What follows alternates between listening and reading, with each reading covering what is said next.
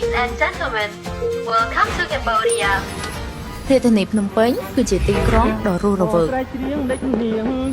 មានវិមានអង្គរាជនិងព្រះបរមរាជវាំងដែលអាចឲ្យភ្ញៀវទេសចរមកស្វែងយល់ពីវប្បធម៌ប្រពៃណីនិងប្រវត្តិសាស្ត្រខ្មែរដ៏រុងរឿងបន្ទាប់ពីដំណើរកម្សាន្តពេញមួយថ្ងៃភ្លឹងរាត្រីនិងអាហារដ៏សម្បូរបែបក៏មិនអាចខ្វះខានបានដូចគ្នាប៉ុន្តែនឹកស្មានមិនដល់ថាការកម្មងម្ហូបបែរជាខ្លាចជាបញ្ហាធំទៅវិញមីនុយដែលមានតែភាសាខ្មែរធ្វើឲ្យភ្ញៀវបរទេសពិបាកកម្មងម្ហូបជាមួយនឹងបុគ្គលិកក្នុងហាងដល់ពេលគិតលុយវិញរត់តែឈឺក្បាលទៀតភ្ញៀវបរទេសមិនច្បាស់ពីទឹកលុយខ្មែរពិបាកក្នុងការគិតលុយតែប្រសិនបើហាងបានប្រើប្រាស់ POS system វិញគ្រាន់តែ scan code នៅលើតុនឹងមានមនុស្សលោកមកភ្លាមមានច្រើនភាសាមានទាំងរូបភាព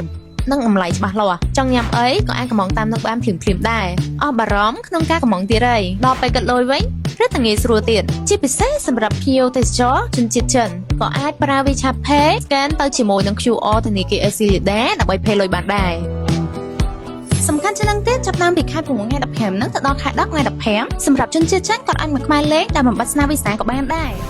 Aclida ប្រជាធនាគារដែលលោកអ្នកជឿទុកចិត្ត